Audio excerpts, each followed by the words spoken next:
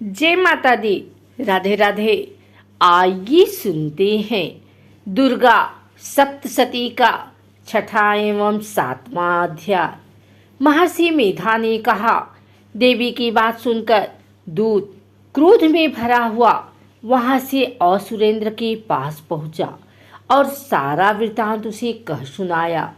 दूत की बात सुन असुरेंद्र के क्रोध का पारावार न रहा और उसने अपने सेनापति धूम्रलोचन से कहा, धूम्रलोचन, तुम अपनी सेना सहित शीघ्र वहां जाओ और उस दुष्टा के केसों को पकड़कर उसे घसीटते हुए यहाँ ले आओ।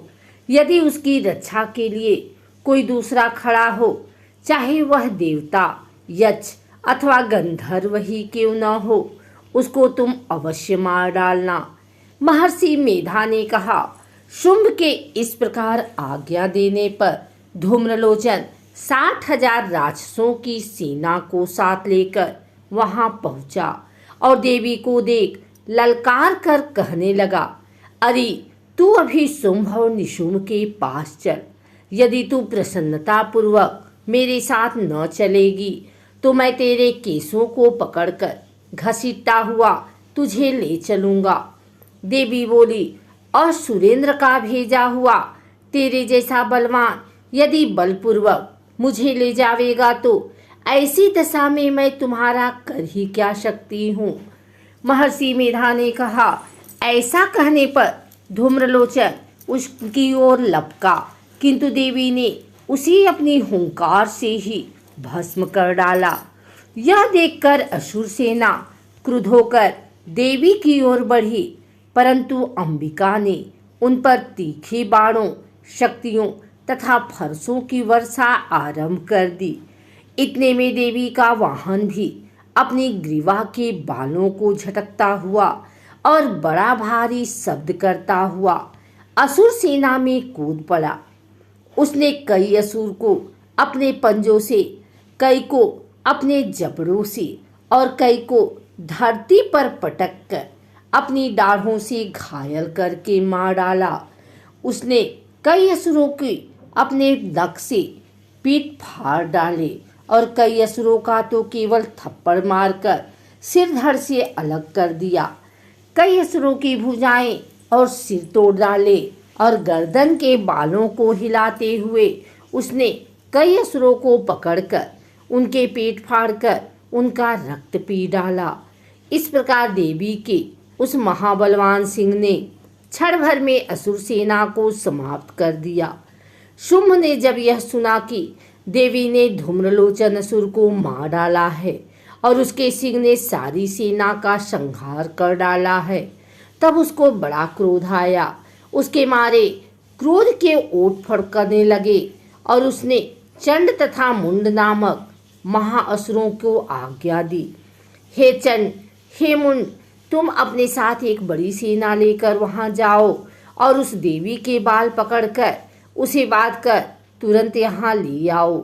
यदि उसको यहाँ लाने में किसी प्रकार का संदेह हो तो अपनी सेना सहित उससे लड़ते हुए उसको मार डालो, और जब वह दुष्टा और उसका सिंह दोनों मारे जावें तब भी उसको बांध कर यहाँ लाना। महर्षि मेधा ने कहा। दैत्यराज की आज्ञा पाकर चंड और मुंड चतुरंगिनी सेना को साथ लेकर हथियार उठाए हुए देवी से लड़ने के लिए चल दिए। हिमालय पर्वत पर पहुंचकर उन्होंने मुस्कुराती हुई देवी जो सिंह पर बैठी हुई थी देखा। जब असुर उनको पकड़ने के लिए तलवारें लेकर उनकी ओर बढ़े तब अंबिका को उन पर बड़ा क्रोध आया और मारे क्रोध के उनका मुख काला पड़ गया, उनकी भ्रिकुटियां चढ़ गई और उनके ललाट में से अत्यंत भयंकर तथा अत्यंत विस्तृत मुख वाली लाल आंखों वाली काली प्रकट हुई, जो कि अपने हाथों में तलवार और पास लिए हुए थी। वह विचित्र खड्ग धारण किए हुए थी तथा चीते के चर्म की साड़ी एवं नरमुंडों की माला पहन रखी थी।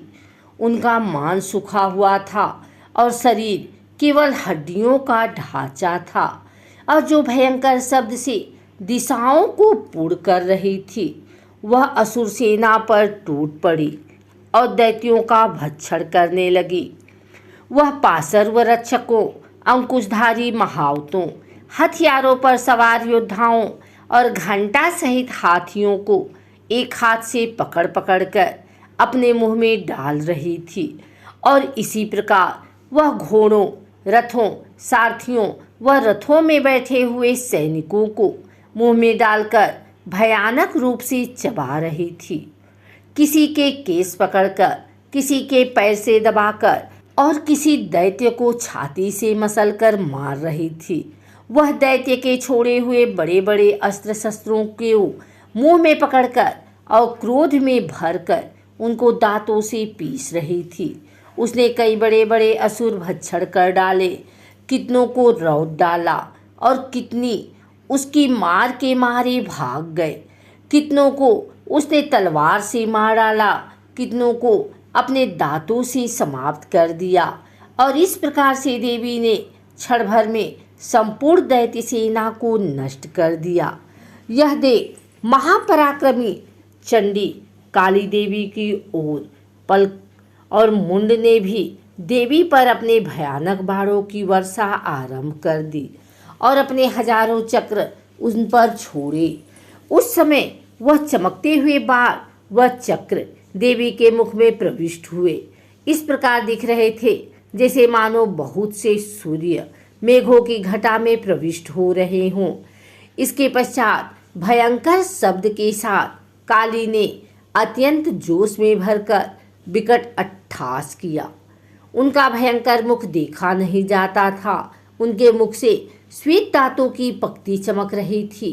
फिर उसने तलवार हाथ में लेकर शब्द कहकर चंड के ऊपर आक्रमण किया और उसके केस पकड़कर उसका सिर काटकर अलग कर दिया। चंड को मरा हुआ देखकर मुंड देवी की ओर लपका, परंतु देवी ने क्रोध से भरे उसे भी अपने तलवार से यमलोक पहुंचा दिया। चंड और मुंड को मरा हुआ देखकर उसकी बाकी बची हुई सेना वहां से भाग गई। इसके पश्चात काली चंड और मुंड के कटे हुए सिरों को लेकर चंडिका के पास गई और प्रचंड अट्टहास के साथ कहने लगी, हे देवी, चंड और मुंड दो महादैत्यों को मारकर तुम्हें भेंट कर दिया है। अब शुंभ और निशुंभ का तुमको स्वयं वध करना है। महर्षि मेधा ने कहा, वहां लाए हुए चंड और मुंड के सिरों को देखकर कल्याणकाई चंडी ने काली से मधुर वाणी में कहा, हे देवी, तुम चूंकि चंड और मुंड को मेरे पास लेकर आई हो, अतः संसार में चामुंडा के नाम से तुम्हारी ख्याति होगी।